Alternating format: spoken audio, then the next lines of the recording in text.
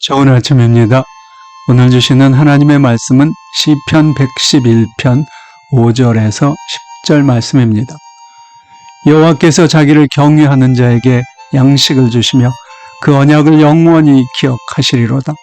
저가 자기 백성에게 열방을 기업으로 주사 그 행사의 능을 저에게 보이셨도다. 그 손의 행사는 진실과 공이며 그 법도는 다 확실하니 영원 무궁히 정하신 바요 진실과 정의로 행하신 바로다. 여호와께서 그 백성에게 구속을 베푸시며 그 언약을 영원히 세우셨으니 그 이름이 거룩하고 지존하시도다. 여호와를 경외함이 곧 지혜의 근본이라 그 계명을 지키는 자는 다 좋은 지각이 있나니 여호와를 찬송함이 영원히 있으리로다. 오늘의 제목은 거룩하고 지존하시도다입니다. In God we trust. 우리는 하나님을 믿고 의지합니다라는 이 문구는 미국의 많은 화폐에 적혀 있습니다. 미국인들의 모토라고 할 수도 있을 것입니다. 그래서 오랫동안 아무런 이의 없이 미국인들에게 받아들여져 왔습니다. 실제로 2003년에 있었던 여론조사에 따르면 미국인의 90%가 In God we trust라는 문구를 인정하고 지지했습니다. 그러나 그런 절대적인 지지는 최근 들어 조금씩 줄어들고 있는 듯 합니다.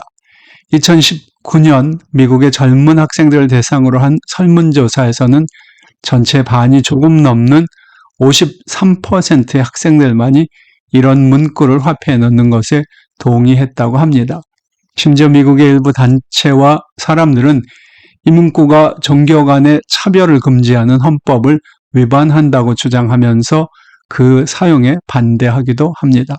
여러분은 어떻게 생각하시는지요? 저는 미국에서 In God we trust라는 문구에 대한 지지가 줄어드는 것은 실제로 사람들의 마음이 그렇게 변화되고 있기 때문이라는 생각이 듭니다. 무척이나 안타까운 일이 아닐 수 없습니다. 이 문구가 사용된 역사적인 배경을 고려해보면 더욱더 그렇습니다. In God we trust라는 문구는 미국이 남북전쟁 당시, 즉 아브라함 링컨 대통령 당시 북부연합군의 지지자들이 군민과 군대의 사기를 높이기 위해 처음 사용했었다고 합니다. 그러던 것이 2차 세계대전 후 드와이트 아이젠하워 대통령이 취임한 후 정식으로 미국의 모든 화폐에 이 문구를 표기하는 법이 통과되었습니다. 그런 의미에서 In God we trust라는 이 표현은 단순한 캐치프레이즈라기보다는 국가적 위기의 순간을 살았던 미국인들이 국가적으로 신앙 고백을 한 것이자 기도였던 것입니다. 하나님께서는 그런 고백과 기도를 들으셨고 그리고 오늘날 미국은 세계 제1의 국가로 우뚝 서게 되었습니다. 믿는 사람의 눈으로 볼 때 온 백성이 마음을 합해 하나님을 향해 드렸던 이 신앙 고백이 미국이 한 국가로서 큰 발전을 이루게 된 원동력이라고 할 수 있습니다. 하나님이 그들의 고백과 기도를 들어주셨던 것입니다. 우리는 종종 인류 역사의 진보를 누군가 사람들의 공으로 돌리곤 합니다. 그러나 성경은 그런 역사의 발전을 주도하고 유지하는 분은 사람이 아니라 하나님이시라는 사실을 분명히 보여줍니다. 오늘 시편에서 우리는 그런 하나님 중심의 인류 역사를 느낄 수 있습니다.